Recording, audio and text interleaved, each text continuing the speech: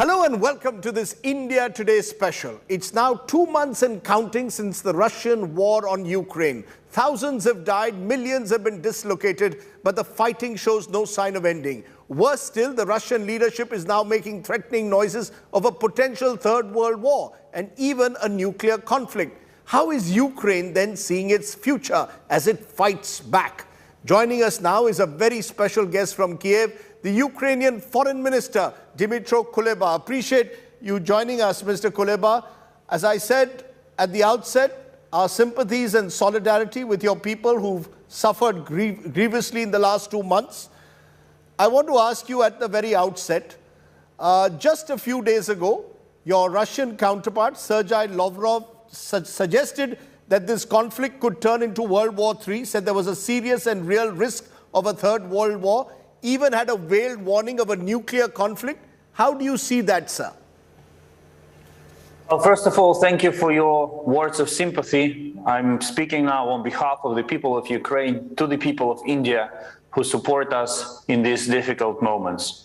When it comes to Minister Lavrov, well, this is a clear traditional Russian scaremongering, an attempt to blackmail the world and to scare countries who support Ukraine away, to tell to them, if you continue supporting Ukraine, we will resort to the third world war. But it's just a blackmail. No one should be afraid of it. Russia understands it's getting weaker day by day and resorts to these unprecedented threats. And the last point on nuclear weapons. Ukraine has no nuclear weapons. What the West does not intend to use nuclear weapons against Russia. So when Lavrov threatens nuclear war, he literally threatens that Russia will launch the nuclear war. And this will mean an attack on entire humanity. So you're saying that this is blackmail, that this is just an attempt to scare the world, scare off Ukraine. But do you fear that Russia now wants to escalate the conflict? Or do you believe that the Russians are willing to negotiate? No, Russia escalates the conflict every day. There is a battle for Donbas underway in eastern Ukraine. Besieged Ukrainian soldiers and civilians are being shelled and bombed every day in Mariupol. Russia hits Ukrainian peaceful cities with cruise missiles every day and night, destroying infrastructure.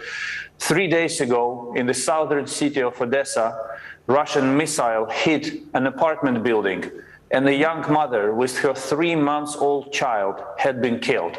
This is what you have to know about Russia's escalation. So, the Mariupol governor, Mr. Foreign Minister, said the city is being wiped off the face of the earth. How long can Ukrainian forces then resist the Russians if, as you say, the Russians are only escalating the conflict? Our soldiers in Mariupol, they defend their land, but they also defend women and children, including infants, who found safe haven with them in this at this Azovstal factory. So they have the double duty to defend the country, but also to defend innocent lives. And we are doing our best to help them. We are using diplomatic channels. We worked with the UN Secretary General on this. So hopefully we will be ready. We will be able to save their lives. What is the biggest challenge, though, Mr. Foreign Minister, that your troops are facing on the ground? What is the biggest challenge as this Russian relentless bombardment continues in Mariupol and across eastern Ukraine? The real answer is relentless bombarding. Russia brought thousands of pieces of heavy weapons to the east of Ukraine to engage them in the battle for Donbas. And our positions, they are being shelled day and night, 24/7, from all kinds of artillery. Some villages and towns less visible than Mariupol in Donbas do not exist anymore because Russia razed them to the ground with their artillery fire. The way they conduct warfare is beyond humanity. It's beyond the international laws that regulate how the war should be conducted. It's a barbarian way to fight. Are you saying, therefore, in your view, Vladimir Putin and the Russian leadership are war criminals? What they did in Bucha, They're now doing, you're saying, in other parts also, because Putin was quoted as saying that this was provocation. Bucha is not what you make it out to be. Russia will bear responsibility for the war crimes and crimes against humanity, and also the crime of genocide committed in the territory of Ukraine. I want you to think about one number. In the vicinity, in the suburb of Kiev, our law enforcement bodies have already discovered 1,084 bodies of civilians. 75% of them had been shot. Directly shot. They did not die because of the bomb blowing up next to them or because they were hit in other accidents. They were deliberately shot by the Russian soldiers. Many, they had their hands tied behind their back and they were shot in the back of their head. So these were deliberate crimes. And we will do our utmost to bring everyone accountable, everyone who was involved in committing these crimes to account. And this involves not only the soldier who actually pulled the trigger, but the entire chain of command.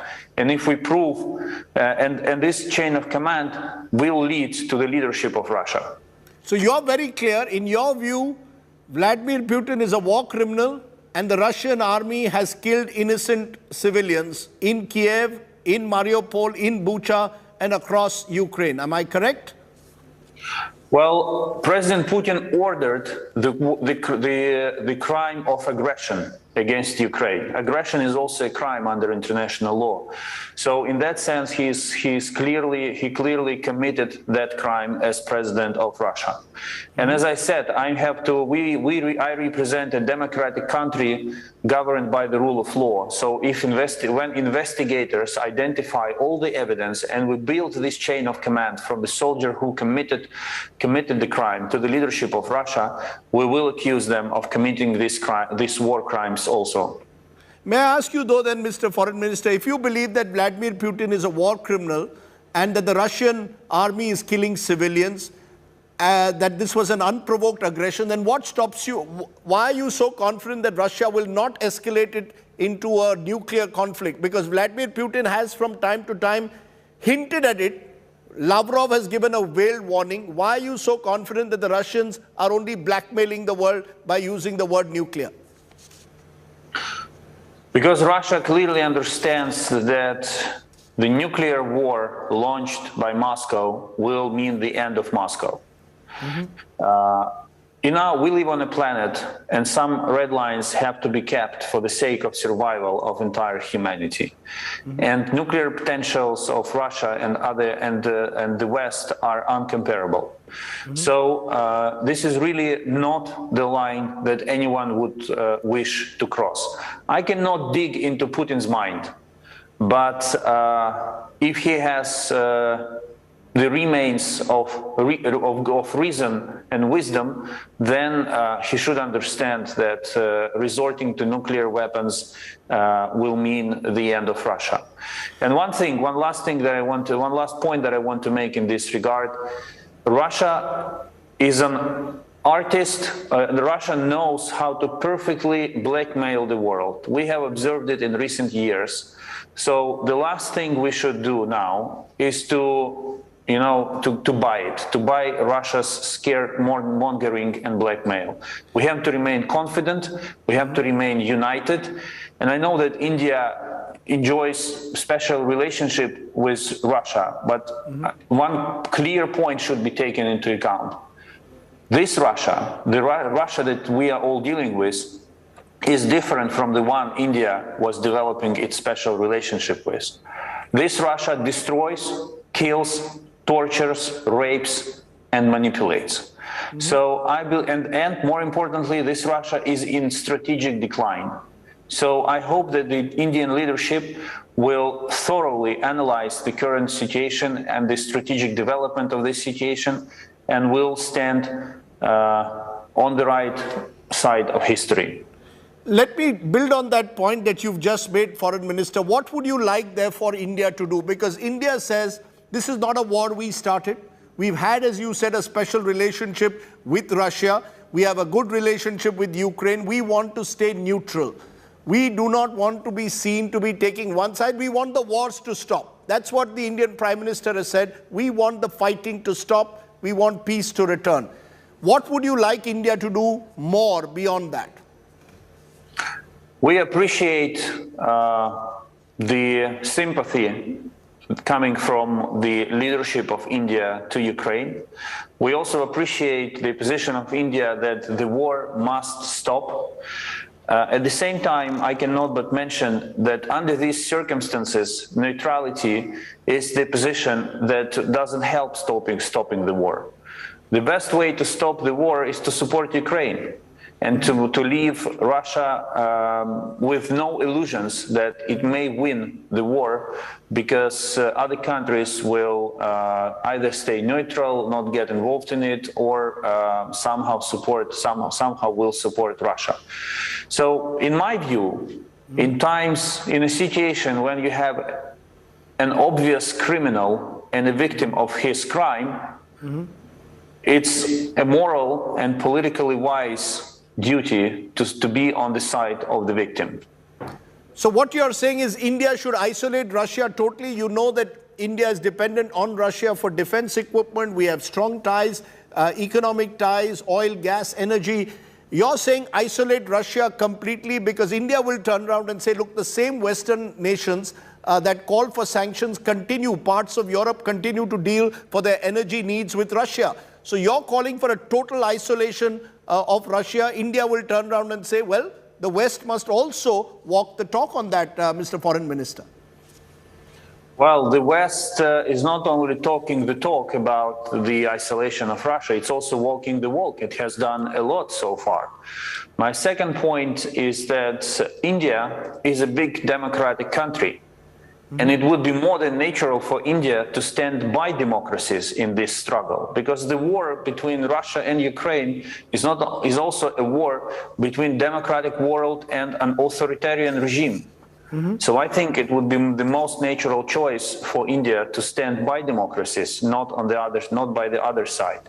When it comes to military cooperation, according to the information that I possess, Russia is not as reliable supplier of defense equipment to India as one might think. There are many issues related to it.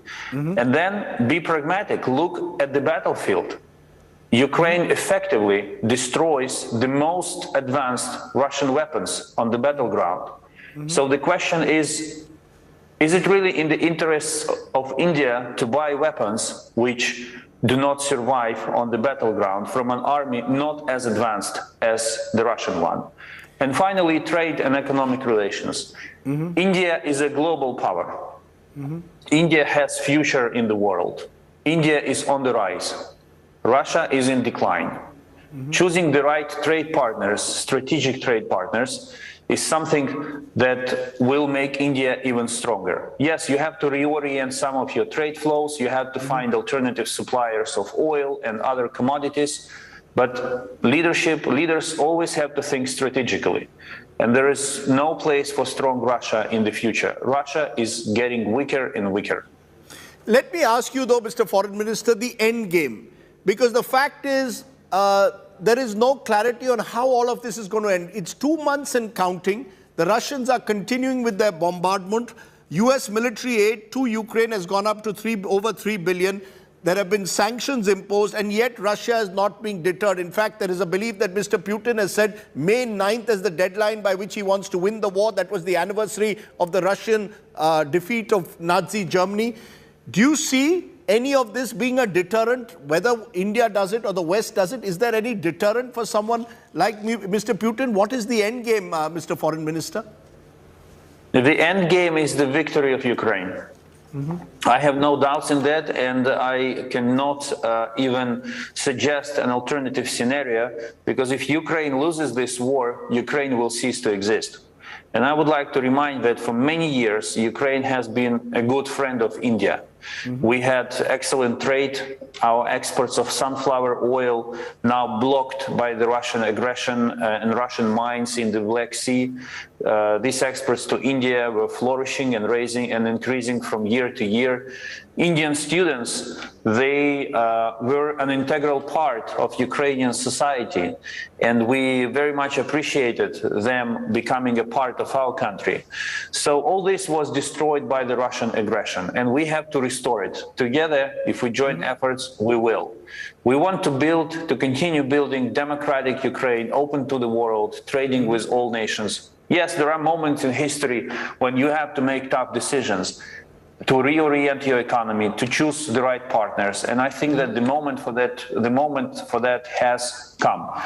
I respect the Indian government, Indian sovereignty. They are free to make their decisions in the way they understand national security interests of India. But I hope my interview helped to clarify what is the right direction in which decisions should be made.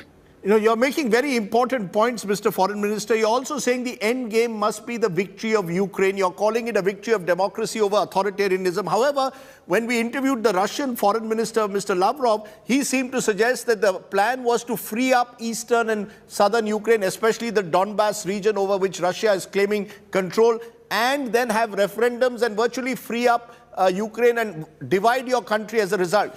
Do you believe that that is a real threat? Do you see that again as just Russian bravado, or do you believe they could actually slice your country apart as they are claiming and pound eastern and southern Ukraine and claim that they are now independent? Well, I would like to recall that the initial plan of the Russian war against Ukraine was to capture Kiev and celebrate victory in at least 3 days. Now we are in the third month of war, and Russia is contained in the east and in the south of Ukraine, while we won the critical battle for Kiev. So Russia can make its own plans, but we have ours, and we know how to implement them. However, I have to be very clear and honest about it. I represent a country at war, a country that suffers from war crimes and immense destruction of our economy. And under these circumstances, when countries prefer to stay neutral in this situation, it means only one thing. Ukraine will still win, but at a much higher cost. Standing by Ukraine, not choosing neutrality, would mean that Ukraine will win, saving many more lives of civilians, saving many more cities and villages from being destroyed, and preventing more atrocities as the ones committed by Russia in Bucha and elsewhere. So I call on everyone to be very pragmatic under these circumstances and analyze the picture in full. The easiest thing is to be neutral, but thinking 1-2 steps ahead, I think it's clear that it makes much more sense to take the right side and to be on the right side of history. But when you say right side of history, I would like to ask you, Mr. Foreign Minister, are you looking for more military aid? Are you looking for feet on the ground? Do you want NATO to get involved? Because that could then escalate it into a third world war as the Russians are threatening. Are you looking at, what are you specifically looking at that you believe will end this war quickly? Because otherwise, we seem to be heading for a prolonged conflict, Mr. Foreign Minister, with the Russians not backing off just yet. I would like again to remind you that this war began in 2014 with Russia illegally annexing Crimea and launching the war in Donbass. Never, not a single time since 2014, Ukraine asked for foreign boots on the ground. This makes Ukraine very different from other countries in the world who cannot fight themselves and ask foreign countries to step in and do the fighting for them. We are not like them. We know how to fight. We have very committed soldiers. We know how to win. We do not ask anyone to fight for us. But the fair deal that we are offering to the entire world is simple. You provide Ukraine with everything that we need to fight, meaning weapons, meaning sanctions, meaning political isolation of Russia, and we will do the rest of the job. We will fight, we will win. But you've lost, millions of Ukrainians have had their homes destroyed, 5 million leaving the country. How long can Ukraine fight? It's quite remarkable how you've stood up to the Russians, but how long can you hold on, in your view, Mr. Foreign Minister? Again, on the eve of the war, in the very last days preceding the war, there were very few countries in the world who believed that Ukraine would win. Even our closest friends, they had doubts Ukraine would sustain the pressure. And we are in the third month of war. We stopped the second largest army in the world. I want to make it clear. And the last point, let me return this question to you. What if someone attacks India? How long will you be able to sustain? How long are you going to fight? I'm sure you will fight until the end, until you prevail, because you fight for your country, for your land, for your people. This is exactly the feeling that we have. We want this war to come to an end as quickly as possible, but this end will not be the defeat of Ukraine. It will be the victory of Ukraine. That's the question I want to end with, Mr. Foreign Minister, because what the world has been stunned by is the resilience your forces have shown, the bravery of your leadership. Mr. Zelenskyy is now a world figure. Your leadership, what is it? What is it that is keeping Ukraine going in the face of the fact that the Russians have a much stronger army, much larger personnel? They are the aggressors. They believed they could do in Ukraine, presumably what they did in Crimea in 2014. What has kept Ukraine going for the last 2 months, despite the suffering of your people? Three things. First, it's the right cause that we are fighting for. When you fight for the right cause, you spend all of your energy and you sacrifice yourself to win. This is not the case with the Russian soldiers, because they don't understand what they are fighting for in Ukraine. The second is President Zelenskyy. His leadership and his personal courage and his commitment and energy, they inspired Ukrainians, but also it will be true to say that they inspired the entire world. And the third reason why we are fighting is because we are Ukrainians. We defend our land, our freedom. May I ask you at a personal level, what's been the most difficult thing for you to deal with in the last couple of months? You know, the Ukrainian people, as you said, are industrious, hardworking people. You have a fertile soil. You suddenly find your lives uprooted, disrupted, bombs falling on your country. What for you at a personal level, Mr. Foreign Minister, has been the biggest challenge in the last 2 months? Seeing pictures and hearing stories from Bucha about all the war crimes committed by the Russians. This was the moment when I could hardly control my emotions. I'm a foreign minister. I'm always focused on diplomacy and diplomatic solutions. But that was the moment when I was ready to stand up, take arms, go and kill for all the sufferings and all the tortures, all the pain inflicted on my people. And it took me a lot of effort to suppress these emotions and to recommit myself to finding a diplomatic solution. Trust me, it's not easy to speak, for example, with Minister Lavrov, knowing that his hands are in blood, covered with blood of Ukrainian citizens, or that because of the aggression he supports, girls, boys were raped numerous times by the Russian soldiers, and the lives of these boys and girls were destroyed forever. It's not easy. It's emotionally extremely challenging, but we will be moving forward. Right. Given that, is peace possible? Given what you've just told me, are peace talks possible? Is it possible to get peace, a peaceful resolution in the next month? Every war ends with a peace. There are only two questions: the timeline and the terms of the peace. And as I said, I'm doing my best, and all of us are doing everything that we can to bring peace closer and to make it on our terms, on the terms of the country that fights a just war defending itself. Mr. Foreign Minister, you've taken the time off to speak to us. You've given us a very strong message there from Kiev. As I said, our sympathies and solidarity with the suffering of your people. And for now, I really appreciate you joining us here on India Today. Thank you so much, Mr. Dmytro Kuleba, the Foreign Minister of Ukraine. Thank you.